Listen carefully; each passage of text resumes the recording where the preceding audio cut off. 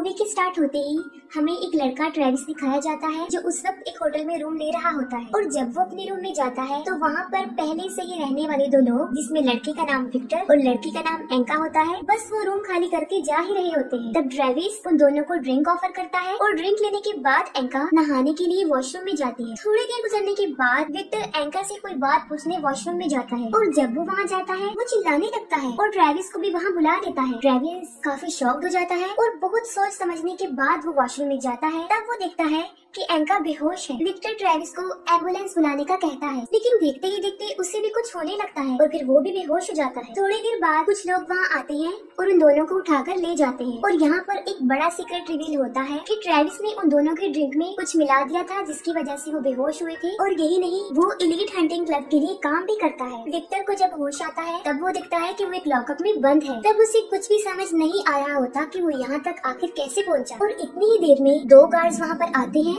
और एंका को उठाकर ले जाते हैं। ऐसा विक्टर के सामने होता है और वो चाहते हुए भी उसके लिए कुछ नहीं कर पाता। इसके बाद हमें एक लड़का स्कॉट दिखाया जाता है जिसकी एक हफ्ते बाद एक लड़की जिसका नाम एमी था उसके साथ शादी होने वाली थी। तब स्कॉट का फ्रेंड कार्टर उसे बैचलर पार्टी के लिए लास वेगस लेकर जाता है। उन्हें उनके बाकी दो फ्रेंड भी वहीं मिल जाते हैं। वो फ्रेंड्स एक नाइट क्लब में जाते हैं और वहीं पर उन्हें दो लड़कियां कैंड्रा और निकी भी मिलती हैं। वो दोनों लड़कियां उन्हें एक जगह के लिए इनवाइट करती हैं और वो प्लेस सिटी से काफी दूर थी। और तब वो चारों फ्रेंड एक टैक्सी में बैठकर उस जगह पर जाते हैं। वहाँ पहुंचकर वो देखते हैं कि वो जगह बिल्कुल सुनसान थी, वहाँ कोई भी नहीं था। तब स्कॉट के पास एमी की कॉल आती है और वो उससे बातें करने लग जाता है। तब उसके अलावा बाकी सब आगे बढ़ जाते हैं। स्कॉट एमी से बात कर लेने के बाद उन सबको ढूंढता है लेकिन कोई भी उसे नहीं मिलता। और तभी पीछे से कोई आकर उसके फेस को कवर करता है और एक व्हील चेयर पर बिठाकर उसे कहीं ले जा रहा होता है। और यही नहीं, स्कॉट के मुंह में पाइप डालकर वो उसके मुंह में कुछ डाल रहा था। इस सारे सिचुएशन से स्कॉट काफी डर जाता है और तब हमें पता चलता है कि स्कॉट के साथ ये सब उसके फ्रेंड्स कर रहे थे, जो कि एक प्रैंक था। और ये सब कुछ उसके फ्रेंड्स ने उसके लिए प्लान किया हुआ था। फिर वो सब वहाँ पर पार्टी करते हैं और कैंड्रा स्कॉट को लेकर वहाँ से चली जाती है। और दूसरा फ्रेंड जस्टिन उन सबको देख रहा था। कोई भी लड़की जस्टिन के पास नहीं आ रही थी। और तब निकी उसे अपना कार्ड देकर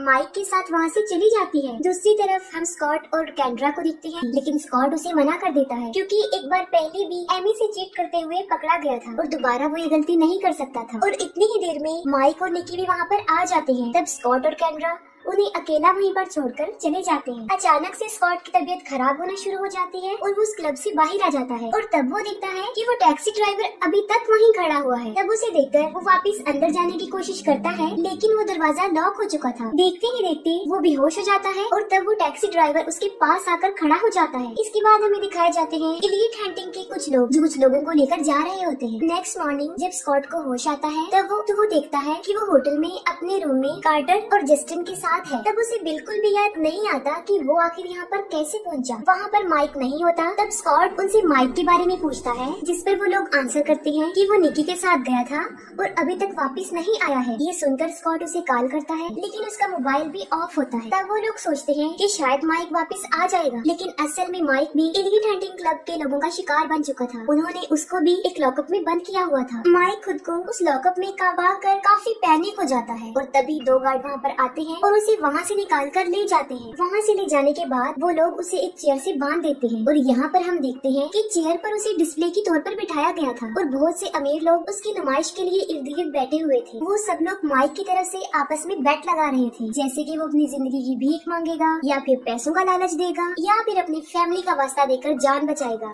यानी अपनी जान बचाने पर उसके एक्सक्यूज पर वो सब बेट कर रहे थे। तभी माइक के पास एक आदमी आता है और वो उसके फेस पर एक मास्क लगाकर आउटलाइन बनाने लगता है और तब माइक उसे अपनी फैमिली का वास्ता देता है। और यहाँ पर हम देखते हैं कि जिसने फैमिली वाला ऑप्शन चूज किया था वो जीत जाता है। इसके बाद वो आदमी माइक के फेस की स्किन काट देता है और उसको निकाल लेता है। उसके साथ ऐसा होता देखकर काफी इंजॉय करते हैं। यहाँ पर ये बात जाहिर होती है कि इस मूवी के पहले पार्ट में हर इंसान का एक फिक्स रेट था और दूसरे पार्ट में लोगों की ऑनलाइन डिमांड की जाती थी, लेकिन थर्ड यानी इस पार्ट में तो सारे लिमिट से क्रॉस हो जाते हैं। जिंदा इंसानों पर जुआ खेला जा रहा था। माइक के फ्रेंड निकी के कार्ड के थ्रू उसका एड्रेस ढूंढते हैं, जो कार्ड उसने जस्टिन को दिया था। वो एक ट्रेलर में रहती थी और जब वो वहाँ जाते हैं तो वो देखते हैं कि वो बंद है। अब जाहिर है उन्होंने माइक को ढूंढना था तो वो विंडो से ही अंदर चले जाते हैं। और जब वो माइक को सर्च कर रहे होते हैं तब कैंड्रा एक आदमी के साथ वहाँ पर आती है और उनके ऊपर बंदूक तान देती है। स्कॉट उसे बताता है कि वो यहाँ पर निकी को ढूंढने आए हैं क्योंकि उनका फ्रेंड माइक उसके साथ गया था जो कि अभी तक वापस नहीं आया है। तब केंड्रा भी उसे बताती है कि निकी भी अभी तक वापस नहीं आई है और अब हमें दिखाई जाती है निकी जो कि अब वो डिस्प्ले में होती है और वहाँ पर उसे लिटाकर एक आदमी बहुत सारे इंसेक्ट्स उसके ऊपर छोड़ देता है। जो सारे इंसेक्ट्स उसके मुंह में घुसकर उसका दम घोट देते हैं, उसका सांस बंद हो जाता है और वो मर जाती है। On the other hand Kendra भी उन सबके साथ निकी को ढूंढने जाती है। तभी ट्रेविस माइक के फोन से निकी की एक पिक्चर को क्लिक करता है और वो जस्टिन को सेंड करता है क्योंकि उन्हें लगता है कि वो भी निकी के साथ ही है और वो उन्हें एक एड्रेस पर बुलाता है और जैसे ही वो लोग वहाँ पर पहुँचते हैं वो लोग उन्हें बेहोश कर देते हैं और उसी क्लब में ले आते हैं और उन्हें भी लॉकअप में बंद कर दिया जाता है और वहीं पर उन्हें विक्टर भी मिल जाता है जो उन्हें बताता है कि वो सब मरने वाले हैं। और इतनी ही देर में दो गार्ड्स फिर से आते हैं और इस बार वो जस्टिन को अपने साथ ले जाते हैं। तब कार्टर एक गार्ड को अपने पास बुलाकर उसे अपना टैटू दिखाता है और वो उसे लॉकअप से बाहर निकाल लेते हैं। और यहाँ पर हमें पता चलता है कि कार्टर भी उस क्लब का मेंबर था। स्कॉट को कुछ भी समझ नहीं आ रहा होता है और इस बार हम डिस्प्ले में जस्टिन को देखते हैं जिसे कार्टर भी वहाँ पर बैठकर देख रहा होता है। तभी एक लड़की क्रीपी सा मास्क पहनकर अंदर आती है और एक क्रॉसबो से जस्टिन पर निशाने लगा रही होती है। वो बहुत सारे तीर उसके अंदर घुसा देती है और लास्ट में एक तीर उसके सर के आर पार करके उसे मार देती है। इसके बाद उनका मेन इवेंट शुरू होता है जिसमें स्कॉट को पूरी तरह से तैयार करके उस डिस्प्ले में बिठाया जाता है और उसे मारने कोई और नहीं आता बल्कि उसका बेस्ट फ्रेंड कार्टर आता है। कार्टर स्कॉट को बताता है कि सब कुछ उसी ने प्लान किया था क्योंकि वो एमी को लाइक करता है और वो नहीं चाहता